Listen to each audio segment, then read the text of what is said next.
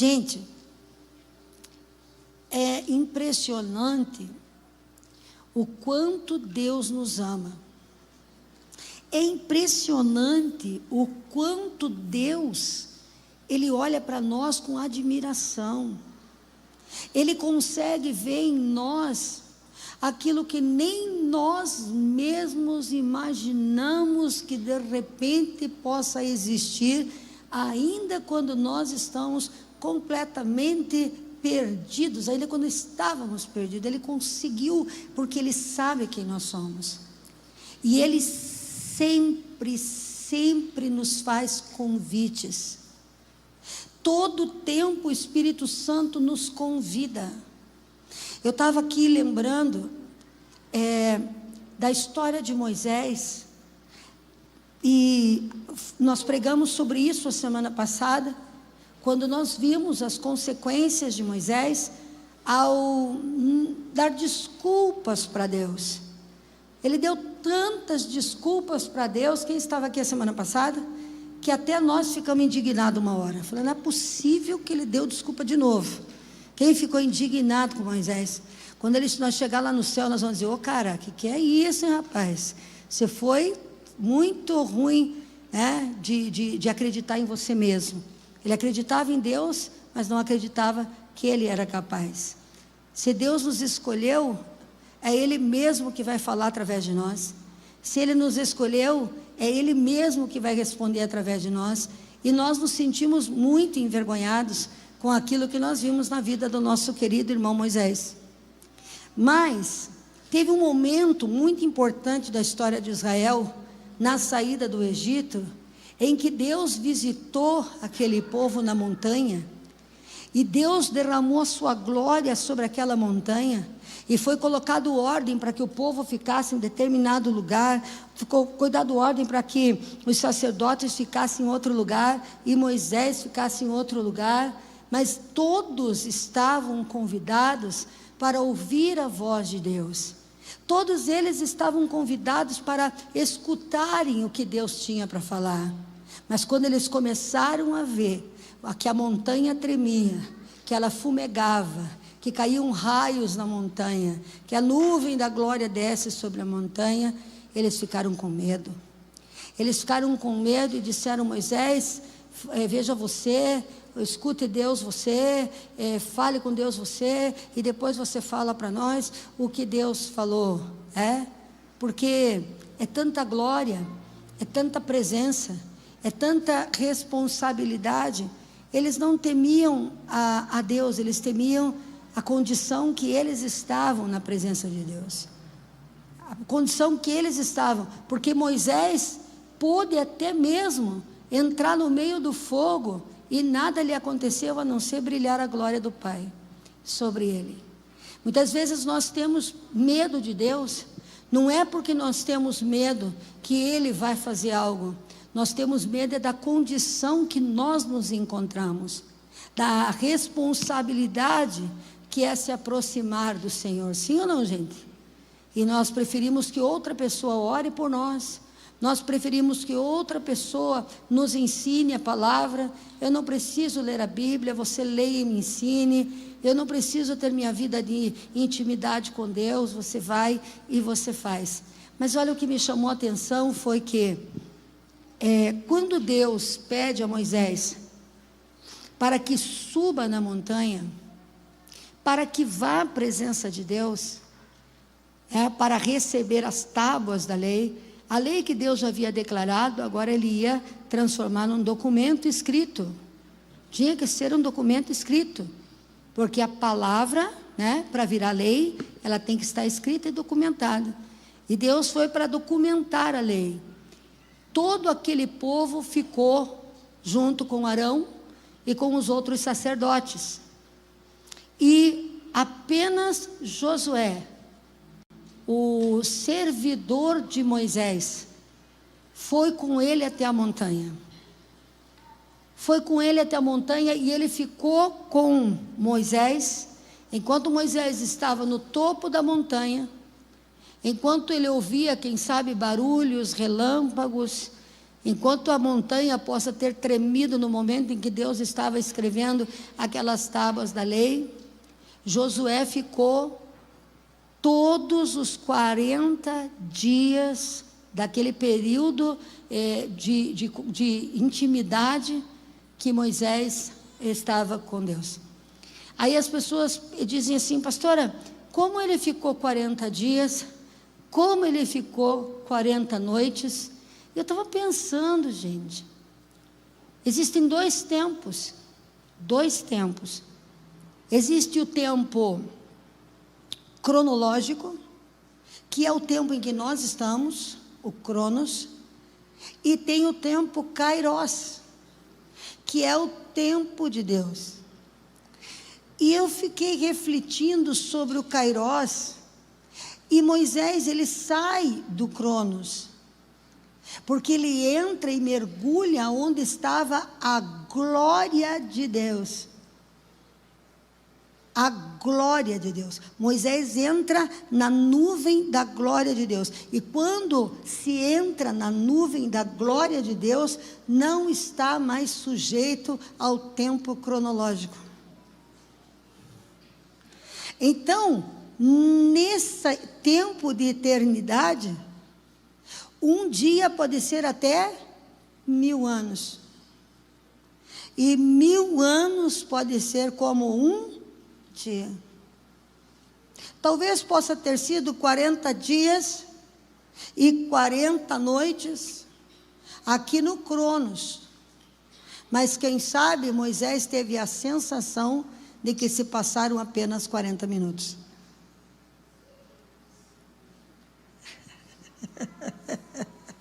Gente, porque eu disse: Senhor, naquele lugar, eu estive lá em cima. Aquele lugar era impossível alguém sobreviver se não tivesse coberto de glória. Nem por conta do sol de 50 graus, 52 graus durante o dia. Aquela montanha de ferro, ela tem muitas partículas de ferro, então ela ferve. E cobre, né? E na noite é muito, muito, muito frio. Quando nós chegamos ao topo da montanha, o termômetro mostrava menos 6 graus às 6 da manhã. Então, Moisés entrou na glória. Ele obedeceu e subiu sem perguntar se ia ter comida, se não ia ter comida, se ia ter roupa, se não ia ter roupa, o que ele ia fazer. Ele simplesmente entrou. E quando ele está, eu não sei se vocês já perceberam que quando nós estamos num lugar onde a glória de Deus desce, e que você vai orar coberto de glória, você abre o olho. Esses dias nós fizemos a oração do retiro, eu sentei aqui no meu cantinho, eu senti tanta presença de Deus aquele dia, e eu tinha planejado chamar tanta gente para orar. Eu tinha planejado chamar tanta gente. Eu vou pedir para esse orar sobre isso, eu vou pedir para esse orar sobre isso, eu vou pedir para esse orar sobre isso. E eu engatei a primeira marcha da oração, fechei meus olhos e comecei a ver o que Deus estava me mostrando, e comecei a repreender, e comecei a orar, e comecei a declarar, e comecei a profetizar. E quando eu pensei de chamar alguém, resolvi olhar no relógio, já tinha passado 1h15. Já estava na hora da gente ir para casa. Né? Quando você está na presença, o tempo não te pesa, parece que não passa. Mas quando a gente está fora da presença, 5 minutos de oração, verdadeiramente é uma eternidade sem fim, e falta assunto para a gente falar. Quem concorda comigo? Amém. Moisés estava ali na presença. Agora veja, a gente precisa avaliar a nossa vida, e é isso que eu quero, diante de tanta glória, de tanto mover de Deus nessa noite, de tanta presença do Senhor, a gente precisa se localizar. Nós precisamos saber em que lugar nós estamos. Se nós somos como Moisés, e estamos corajosamente enfrentando as montanhas, e obedecendo, subindo na presença, se nós estamos como Josué, em obediência ao nosso líder que foi colocado sobre nós no meio da montanha, esperando o regresso dele em obediência, ou se nós estamos no meio da multidão querendo que alguém fale com a gente.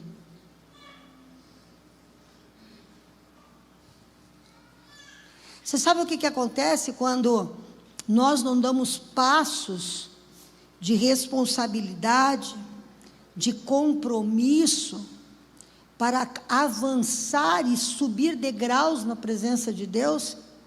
Quando a gente não se desafia a mais de Deus todos os dias, a gente se distancia cada vez mais daqueles que estão indo para subir a montanha, e acabamos ficando no meio da multidão.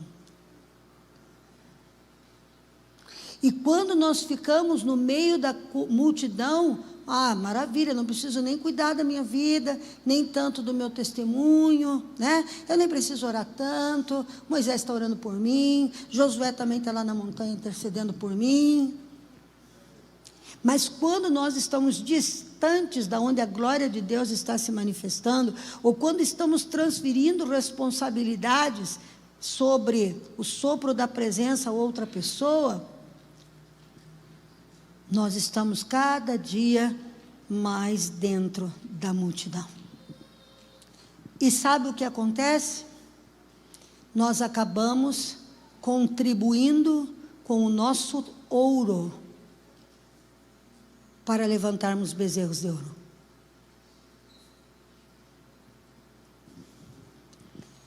Para levantarmos altares falsos, para sermos tomados por idolatrias, para sermos tomados por mentiras, para sermos enganados por falácias de demônios. O lugar mais seguro que tem é a montanha que está pegando fogo e Deus está nela.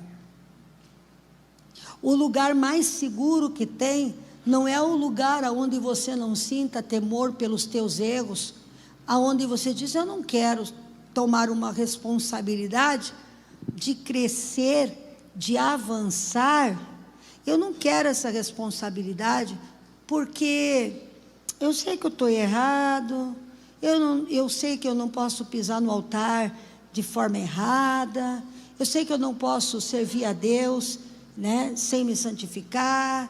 Então é melhor que deixe para aqueles que querem pagar o preço.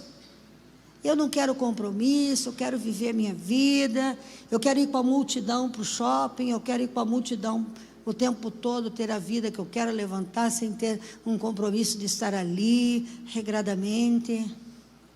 Eu não quero enfrentar a mim mesmo, do jeito que eu estou levando, está beleza. E o que acontece? Daqui a pouco, aquela unção que Deus te deu, daqui a pouco, aquele talento especial que Deus te deu, aquele dom que Deus plantou em você, para que você pudesse gerar na tua família a presença dEle, exortar a tua família, levantar a tua família, o dom que Deus te deu, quem sabe, para que você pudesse adquirir riquezas para a tua casa, para o reino, você começa a tirar de você, para construir alguns bezerros. Às vezes você tira de você mesmo, e você diz: que bezerro eu posso construir na multidão, sem trazer o dízimo, porque eu não quero subir na montanha, na multidão sem trazer minha oferta, porque afinal de contas é o meu trabalho, então eu vou seguir minha vida. De repente, se levanta o bezerro do adultério, se levanta o bezerro da prostituição, pornografia, que acompanha muito aquele que está no meio da multidão. O que o povo daquela multidão fez? Eles construíram um bezerro de ouro para quê? Para se perverterem sexualmente.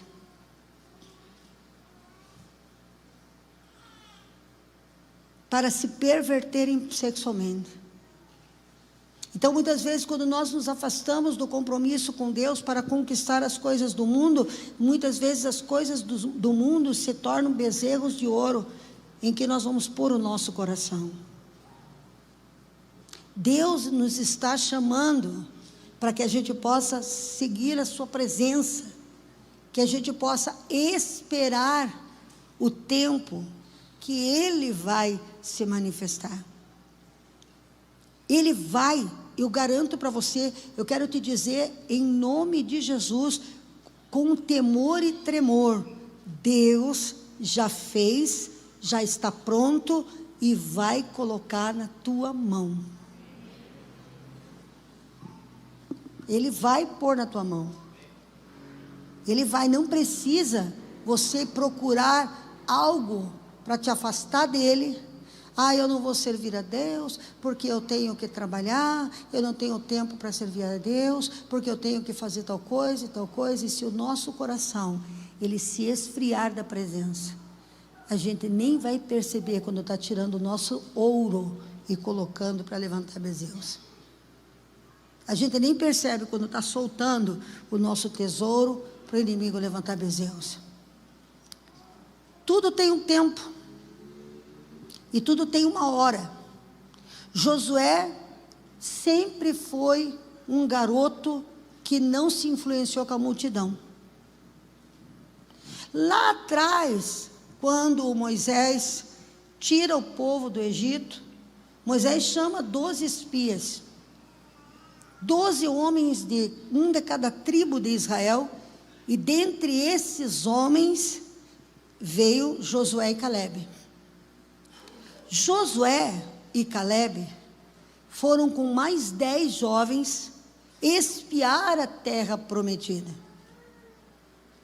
Quando eles voltaram para dar um relato para Moisés do que eles viram, eles chegaram muito impressionados. Eles disseram: Moisés, negócio lá é surreal. Tem cacho de uva lá, Moisés, que 2 homens têm que carregar. Lá verdadeiramente tem leite e tem mel, mas é uma terra de gigantes. O povo lá é muito bem armado, o povo lá é muito grande, e nós não vamos poder tomar posse daquela terra. Nós vamos morrer se entrarmos lá. Essa era a opinião daqueles 10. E aqueles 10 estavam representando uma grande multidão de pessoas covardes, de pessoas que diante das dificuldades, vê somente o que? A impossibilidade. Mas Josué, desde a sua mocidade, não se deixou levar pela multidão. Ele sempre escolheu a presença de Deus. Meu Deus! E o que Josué disse? Ele e Calebe foram os 2 únicos que saíram do Egito, que pisaram na terra prometida. Só os 2. O restante que havia saído, todos morreram. Porque todos ficaram afastados de Deus, vendo gigantes, achando impossibilidades. Só os 2 que disseram: o que são esses gigantes? Diante do Deus que abriu o mar, diante do Deus que nos tirou lá da terra do Egito com mãos fortes. O que são esses gigantes, se a promessa que Deus tem é para nós?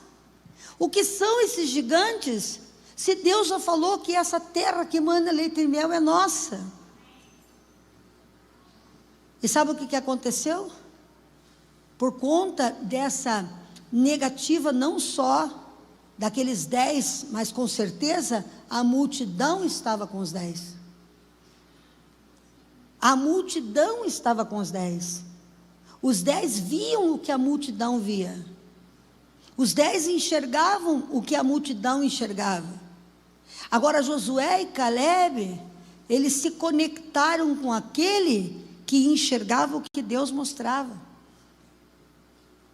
Josué e Calebe, eles saíram do meio da multidão, e Josué era o esquisito da nação, porque enquanto todo mundo estava cantando, dançando, ele estava aprendendo aos pés de Moisés. E quando Moisés sobe a montanha, aonde ele estava? Lá no meio da multidão? Ele estava onde? No meio do monte. Talvez você ainda esteja no meio do monte, não está vendo nada, não entende nada, mas tem alguém que está em cima do monte e você quer estar perto, você quer servir, você quer trabalhar, você quer fazer a obra de Deus, então você fica no meio, esperando o teu tempo. Eu pergunto para você, onde você está? Em que lugar? E quem é você? Você é daqueles que, como os 10 espias de Israel, que morreram no deserto sem nunca ter comido o leite e o mel da terra prometida, vendo gigante, vendo dificuldade, dando desculpa para se aproximar da montanha, pedindo para que alguém interceda, pedindo para que alguém ore, pedindo para que alguém faça compromisso com você, por você? Ou você está no meio da montanha, sabendo que haverá um tempo de recompensa para a tua vida, sabendo que se você estiver na montanha onde Deus está, Ele vai te levantar, Ele vai te erguer. E eu não sei se Moisés estava no Kairós, eu acredito que sim, porque aquele lugar estava envolvido de glória, mas a minha pergunta foi para Deus: será que o Kairós chegou no meio da montanha?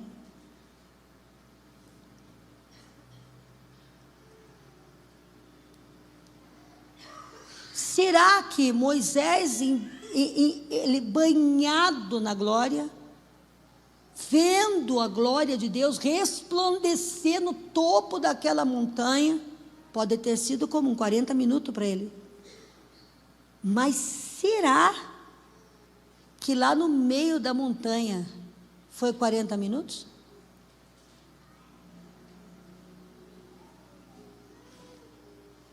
Quem está entendendo o que eu quero falar?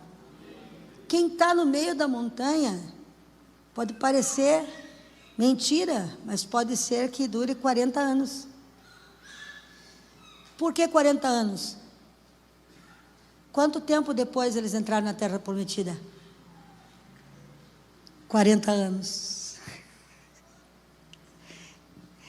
Quando que Josué subiu no topo da montanha e recebeu a glória para conduzir o povo? 40 anos depois. Se ele estava na glória, e se essa glória caiu sobre ele, não sei, mas acredito que não ainda. Mas ele esperou com paciência, com fome, com frio, até que aquele que ele sabia que era seu líder voltasse, para depois se tornar um dos homens mais importantes da história de Israel. Porque foi com Josué que as muralhas de Jericó caíram. Foi com Josué que a cidade foi conquistada, que os inimigos foram expulsos, e ele já tinha 90 anos. Perguntaram para Calebe, aquele outro companheiro que não andava na multidão, que queria sempre estar na... Eu acredito que perguntaram para ele e disseram assim: você vai lutar, Calebe? Ixi, eu estou ainda mais forte do que quando eu era jovem. Eu quero lutar para conquistar a terra, porque aquele que está na presença, ele recebe da glória de Deus, e quando as pessoas pensam que ele não tem mais força, é aí que a força do Senhor se manifesta. Então a pergunta do Papai do Céu para você é: você está vendo leite e mel, uvas grandes e a promessa do Pai? Ou você é aquele que está vendo os gigantes? Você é aquele que não se contamina com a maioria e sempre quer ficar perto de alguém que tenha um conhecimento de Deus, que tenha algo para derramar na tua vida, que tenha algo para ministrar no teu coração, que tenha uma resposta para você, ou você prefere ficar no prazer da multidão? A escolha é sua. Aqueles que ficaram na multidão, nós vimos a semana passada, que 3.000 deles foram mortos à espada, porque estavam nus e praticando imoralidades. E o restante daquela multidão, quem é que lembra da oração de Moisés? Só ficou vivo porque havia um homem que estava na presença, que Deus respeitava e amava, que disse: poupa o teu povo ou me risca do teu. Não importa se a tua família esteja no meio da multidão, se tiver uma pessoa da família na presença,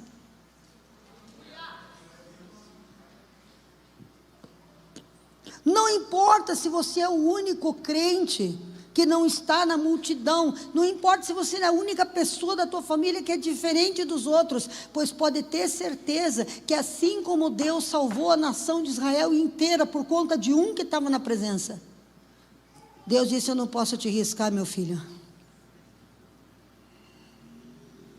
então eu vou poupar a tua família.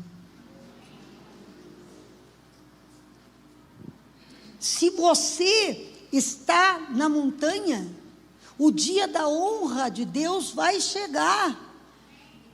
Se você está no topo da montanha, a tua palavra tem autoridade diante de Deus. E Deus, no momento da angústia, Ele pode até retroceder de algo por conta de uma oração tua, como Ele fez com Moisés. Quando Josué teve a oportunidade de comando dele, e quando ele chegou diante oh meu pai, por que Josué tinha comunhão com Deus? Por que Josué escutava as instruções de Deus? Porque Deus falou com ele: pegue o povo, põe a arca, põe os levitas, marche durante 7 dias, uma vez, e no 7º dia marche 7 vezes, e as muralhas vão cair. Por que que Moisés, ele sabia como falar com Deus, como ter intimidade com Deus? Porque ele caminhou com alguém que poderia conduzi-lo a esse nível. Tem um ditado popular que cabe muito bem nessa minha homilia, nessa pregação, que é a seguinte: diga-me com quem você anda. Ditado popular, que eu vou dizer quem você é.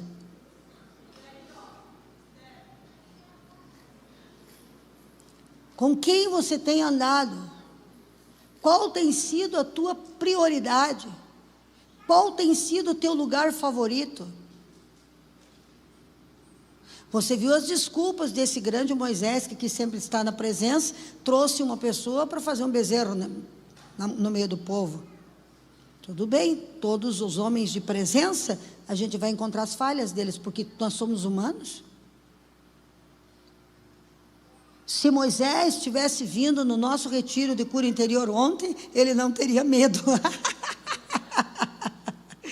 Porque nós teríamos expulsado o medo dele. Amém? Mas ele não veio no retiro, né? Não teve tempo para ele pegar o avião. Então ele sentiu medo de não ser capaz, de não conseguir, e trouxe aquela pessoa errada.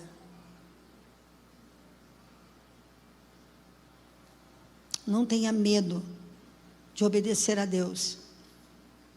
Você não precisa vir servir a Deus com ninguém. Deus escolheu você. Você não precisa esperar que venha 20 pessoas com você da família, 30 pessoas junto com você. Deus não chamou para subir a montanha Arão, Deus chamou Moisés. Deus não chamou para libertar o povo de Israel a Arão, Deus chamou Moisés. Quando a gente quer trazer as pessoas que Deus não chamou para estar perto da gente, a gente vai ter vergonha com os bezerros que eles vão levantar. Então eu quero perguntar para você, querido meu amado, você está precisando de um milagre? Você está precisando de uma transformação? Você está precisando que algo poderoso aconteça na sua vida? Que lugar você está? Se você está se vendo aí, no meio da multidão, falando igual à multidão, ofendendo igual à multidão, sentindo os desejos da multidão, você é a multidão. Ah, pastora Ingrid, Deus disse, venha como você está. É verdade, eu vim como eu estava, mas não fiquei como eu estava. Não tem nem como comparar, mas nem de milhares de quilômetros, quem eu era quando cheguei e quem eu sou. E quem eu vou ficar daqui a mais, se Deus me der 30 anos de vida. Porque um dia na presença de Deus vai nos transformando de glória em glória. Mas eu louvo a Deus também pelos nossos momentos de humanidade, porque nos fazem acordar para a gente entender que nós precisamos dEle. E não podemos nos afastar dEle, porque um minuto que a gente pisque os olhos, a gente vai errar. Sim ou não? Então eu quero que você feche os teus olhos. Eu quero que você examine o teu coração. Eu quero que você veja se você está aí subindo a montanha, ou se você está voltando para trás, deixando a responsabilidade espiritual da tua família na mão de um pastor, na mão de um discipulador, na mão de uma igreja.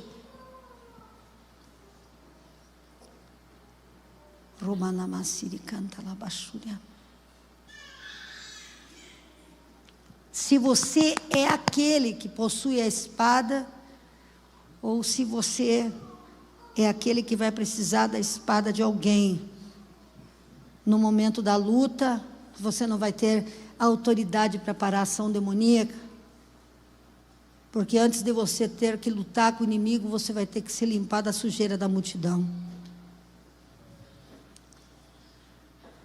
E às vezes você diz assim, pastor, eu estou no meio da multidão, mas eu não faço o que a multidão faz. Eu só estou lá, porque é confortável estar lá. Mas você não percebe o quanto a filosofia deles já está em você. Você não percebe quanto você diz não dá nada nos teus pensamentos sem abrir a tua boca. Quanto você já começa a pensar nos argumentos que essas pessoas muitas vezes colocam sobre a sua vida, sobre a sua mente, sobre o seu coração. Deus, Ele não te quer no meio da multidão. Deus não te chamou para ficar ali e entregar o dom que Ele te deu para construir bezerros para o mundo. Deus, Ele te chamou para você levar o teu povo à terra que emana leite e emana mel.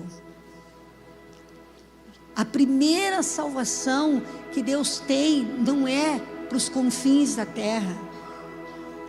A primeira salvação que Deus tem é para a tua Jerusalém, é para a tua casa, é para a tua parentela. Todos nós que estamos aqui somos libertadores. Todos nós temos um povo a quem nós amamos com todo o nosso coração. Todos nós queremos levar pessoas especiais a uma eternidade com Deus. Nós não queremos que eles fiquem no meio da multidão com os bezerros que carregam, bezerro do vício, da pornografia, da prostituição, do egoísmo, o bezerro da ganância. De que adianta ganhar o mundo todo? Você vai morrer, não vai levar nada. Você veio nu e nu você vai voltar.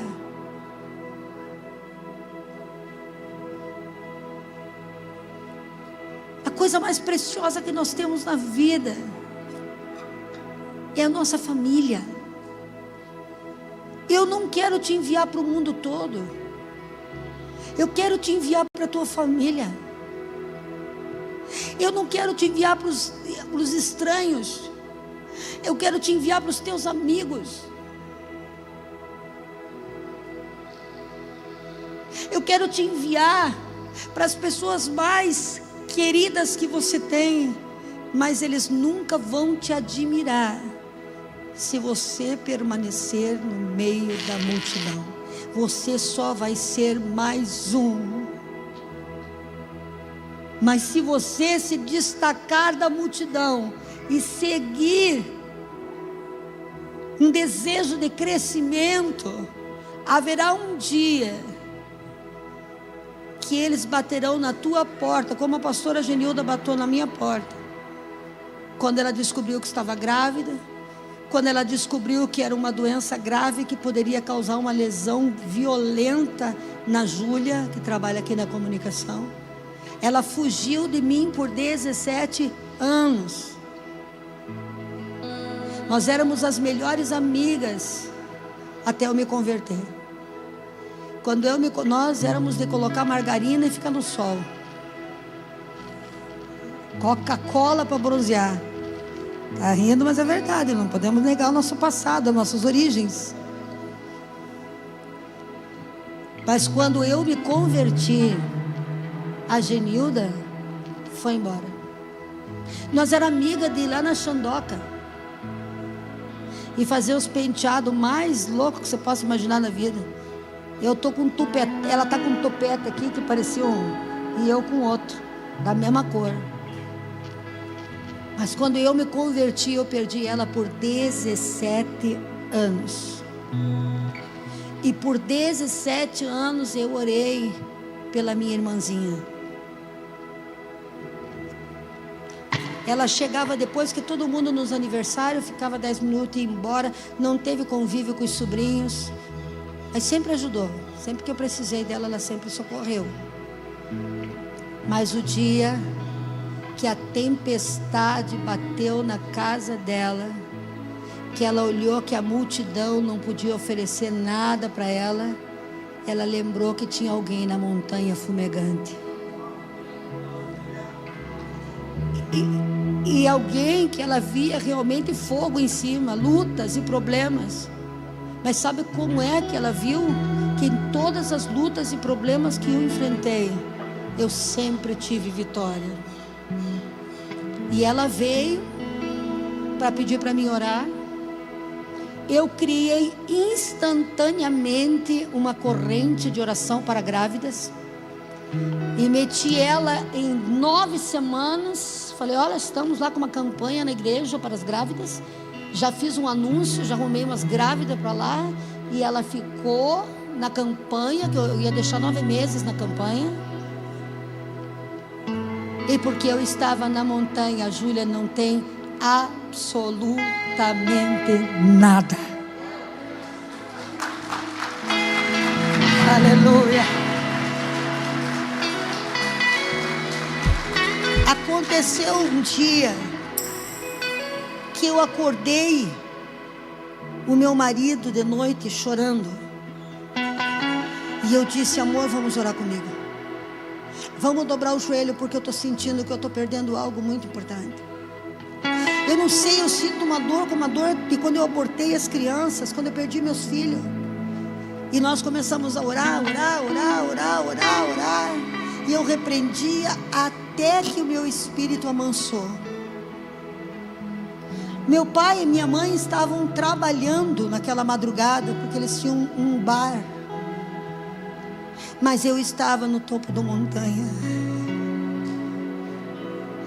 Entraram, descarregaram um revólver, pegaram uma faca, cortaram a mão do meu pai. Quando eu cheguei no outro dia, estava lavado de sangue. E a minha irmã adotiva, que meu pai tinha adotado, minha mãe, estava limpando aquele sangueiro. Eu falei, o que aconteceu? Meu Deus, você não sabe nada. Foi uma madrugada infernal aqui. mas nenhum fio de cabelo foi cortado, porque enquanto eles estavam no meio da multidão, a filha deles estava no meio da montanha. No meio da montanha. Um dia, a minha mãe veio buscar o pastor Júlio em casa, para levar para almoçar com ela na casa do irmão dela. Quando aquela Brasília subiu a rua, eu vi a palavra acidente. Quando eu vi a palavra acidente, eu estendi a minha mão e eu disse: em o nome de Jesus, minha mãe, meu filho e minha avó, eu cubro com o sangue do Cordeiro.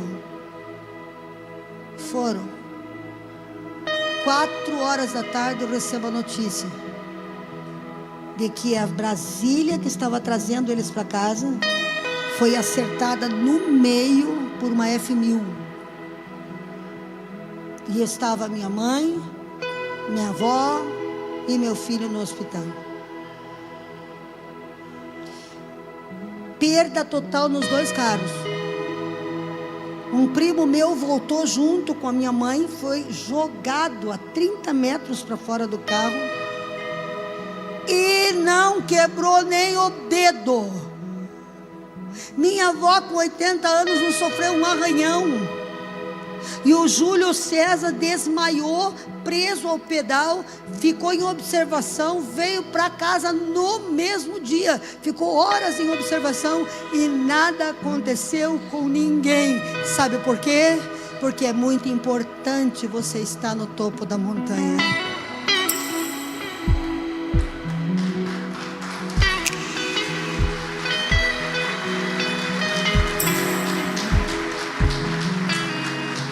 Passamos o que passamos com a minha mãe. Chegou o tempo de Deus recolher minha mãe. Mas o médico disse: ela não vai enxergar, ela não vai conseguir andar, ela não vai comer não sei o quê. Eles deram 1% de chance, porque o AVC dela foi hemorrágico, tomou todo o cérebro. E eu determinei: não, eu quero ter um tempo com a minha mãe.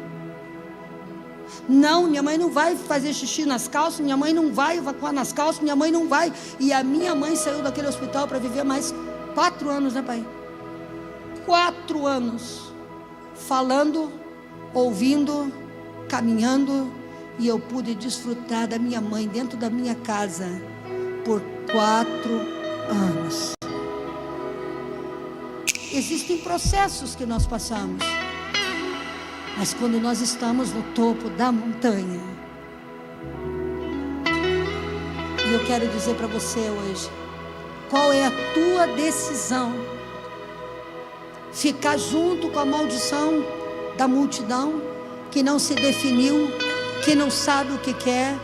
Ou você quer esperar que um dia a multidão bata na tua porta dizendo: ore por mim?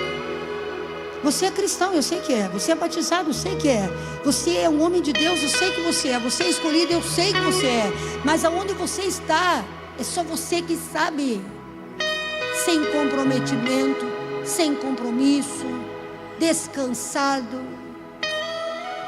E Deus está dizendo: eu te levantei para a salvação da tua família. Eu te levantei para que as pessoas que você ama não pereçam. Você pode estar com eles, mas não no meio deles. Se eu não tivesse saído do meio em que a pastora Genilda estava, nos barzinhos, nas músicas, nos saraus da vida, quando ela precisasse de mim, eu não ia poder ajudar ela. Haverá um tempo em que eles baterão na tua porta. Haverá um tempo em que eles voltarão. Não desista de continuar subindo a montanha. E eu termino a minha palavra no dia de hoje de uma forma simbólica, de uma forma totalmente simbólica. É um dia que nós precisamos nos mover, sim ou não? Sim ou não? Tá bom aonde nós estamos? Está bom o lugar que nós estamos? Está garantido para uma necessidade o lugar que nós estamos? Eu preciso ir mais acima. Eu preciso estar mais próxima dele. Eu preciso subir de nível de comunhão e de relacionamento com ele. Por quê? Porque eu quero estar pronta. Eu quero estar pronta o dia que a multidão clamar. Se você quer sair, eita Deus, se você está se enxergando aí no não dá nada, dá um tempo, não estou pronta, responsabilidade e mais coisas que eu não sou você para saber o que passa pela cabeça, mas você quer dizer: Senhor, eu quero segurar na tua mão direita e eu quero ter uma comunhão contigo, que um dia eu possa salvar toda a minha geração.